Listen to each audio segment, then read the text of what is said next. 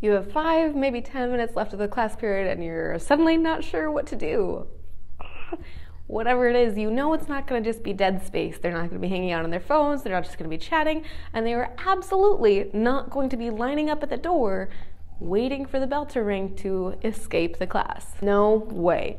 Let's talk about filler activities or sponge activities that you can use either while you're lesson planning or just quick pull out and use on those days where you're like, uh-oh, we did that a lot faster than I thought we were going to do.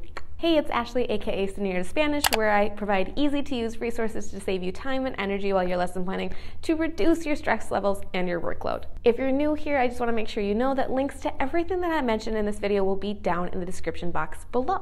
We're going to look at activities that you can use for kind of that nebulous end of class period window where you just need to kind of fill that time, but you don't want it to be time wasted that you're just filling with fluff, you know? These could be things that you're specifically planning in your lesson plan or things that you just know that you can turn to these at any point in time, no matter what the content is that you are working on with your students. Let's get right into it. Okay, these are gonna be in no particular order. Some of them are technology-based, some of them are no tech, some of them are a little bit of prep ahead of time, but then you throw it in your file cabinet and you're done prepping it. Some of them are things that I would prep like during that unit and just keep on hand throughout that unit. But there's a mix of all of those things, and like I said, no particular order. So the first thing that I would recommend as a good filler sponge activity would be boom cards. If you've seen my videos on boom cards before, you know that I love these digital task cards. If you've never heard of boom cards before, they're basically digital task cards that you can use to practice reading, writing, and listening that are auto-grading and provide instant feedback for the students if you set them up to do so. If you want to learn more about boom cards, again, links to everything that I mentioned in this video will be down in the description box below. The next thing I recommend as a great filler activity is the game Mi Lapis. This is one of my all-time favorite ways to end class, and it's so simple. All you need is a copy of a worksheet, any worksheet will do, a pencil and a die, and then students will play in pairs or in small groups. You can check out my whole video on that here for you, but it's very, very simple. Basically no rules, no prep required. 3 would be mini whiteboards. You can use whiteboards for so many things. 2 of my favorites are just to describe a scene in the target language and students listen and draw what they hear. I also like to do a quick translation or conjugation game. You say a word or phrase, they translate it, hold it up, and you say yes or no or fix it or, give them feedback depending on the student and what they need in their language learning. This could pair really well with conjugation wheels, which are things that you would just, open up and you spin and then they conjugate whatever comes out.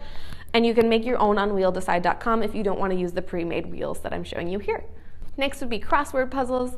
These are an easy print and go, and there's tons of generators out there for you. This would be something that I would prep and just keep on hand for each unit. Number 5 is ball toss. I have a video where I explain this, but the short and sweet of it is you have a ball. Students have a question or a bank of questions that they're choosing from. They're going to ask the question to another student, toss the ball to them. That student's going to catch the ball, answer the question, and then choose another student to ask and keep passing around until you're out of time. Next up are maze games, and these are probably my favorite for after doing a corre en círculos with my students. I just print the maze that goes with the topic that we're working on, and then as students finish working around the room with a scavenger hunt, they just turn in their scavenger hunt sheet, pick up the maze game, sit down, and get to work on that. Next up are mini corre en círculos, which I talk about in my variations on corre video, but essentially what it is you take the big scavenger hunt and you just print it off in little pieces, then they do it as a puzzle on their desk where they try and complete the circle just right in front of them. If you're doing one of the corre sets that has 2 options, these are really great to do as a fast finisher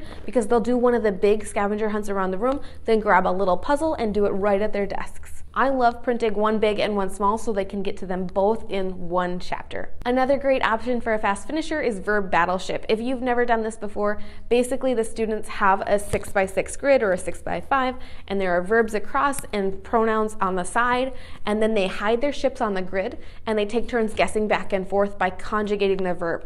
So they might say like, yo hablo, and the other student will look in the grid that's got hablar and yo, and if they'll say, hit or miss or whatever. You do most likely have to teach your students how to play Battleship the first time because A lot of them just like don't play Battleship anymore, but once they get it, they love it. Next up is Sudoku. I don't do this one very often because it's kind of like they either love it or they're like, oh, this is really hard. But either way, it's very engaging for them. So it kind of works similarly to regular Sudoku. So if you're familiar with regular Sudoku, it's the numbers 1 through 9. They have to get 1 through 9 in every row, column, and box. When I do verb Sudoku, it's each of the conjugated forms of the verb in each row, in each column of 6, and in each box of 6. Have you ever done a Sudoku puzzle yourself? Comment below and let me know yes or no. This is one of those ones where if you haven't tried this puzzle, it can be kind of tricky to explain it to your students. So I like to model it on the board for them, but if you haven't done it, it could be kind of tricky. So comment below and let me know if you've ever done a Sudoku puzzle, yes or no. Okay, next up on our list of filler activities is the website Conjuguemos, which as you can expect is for Spanish teachers. I think they maybe have French and a couple of other languages they've started to branch into. Not positive. I know they've got a lot of stuff for Spanish teachers though. Basically, it's a website that's got a ton of different games that students can play. So you would give them the link, they would go choose their game to play. Quizlet is very similar to Conjuguemos in that you would give them the link and they would choose what games they want to play in order to practice. Grid puzzles are one of my favorites. This requires a little bit of prep, but it's super fun because it's very hands-on. So the way grid puzzles work is that you print them, you cut them apart, and then the students complete the puzzle by matching up the sides of the square or the triangle so that it's like, you know, Spanish, English next to each other, or maybe you have Spanish and then a picture representing the translation, whatever it is. Board games are also super fun. Students roll a die, they move on the squares, and then they answer the question on the square. Or if you have blank ones, you do this with a task card set. So you'd roll the dice, the students would move on the game board, and then they'd draw a task card and answer the question to stay on that square that they landed on. Task cards. Right? So you can use task cards as part of the board game, or you can just use task cards as a filler activity. So put a pile on the desk, students randomly draw one and answer it, and they work in small groups. Or you could put a pile on the desk up in the front of the room, students go up, grab one, bring it back to their seat, go answer it, bring it back, grab a different one, answer it, right, go back and forth. And you can have them do this for time, you can have them do this for a certain amount of questions. However, right, there's a lot of different ways you could do that as a twist. Last one I have for you is the gallery walk reading and using that reading in a different way than as a gallery walk, because a gallery walk isn't so much a filler or a sponge activity, right? So grab a reading from a gallery walk set that you've been working with and throw it up on your screen so all of your students can see it. Have students translate it, have them do a horizontal translation, have them create true and false questions. You create true and false questions for them to answer, have them create comprehension questions and then trade with a buddy. There are a ton of different things you can do with this. Basically, you can do any reading activity that you want to do with the reading that you pulled from the gallery walk. I hope this list of ideas was helpful for you. If it was, would you consider clicking that share button below and sending it to a Spanish teacher friend who might also find it helpful? I would really appreciate that. Thanks! If you liked this video, make sure you give it a thumbs up so YouTube knows you liked it. Click subscribe and ring that bell so you get notified of all new content that I create for you in the future. You might also like this video here. It's got a bunch of ideas for different activities you can do with your classes, whether it's that, kind of squishy time period at the end of class or just to help you while you're lesson planning. Click here on your screen to check it out. Okay? All right, I'll see you in the next one.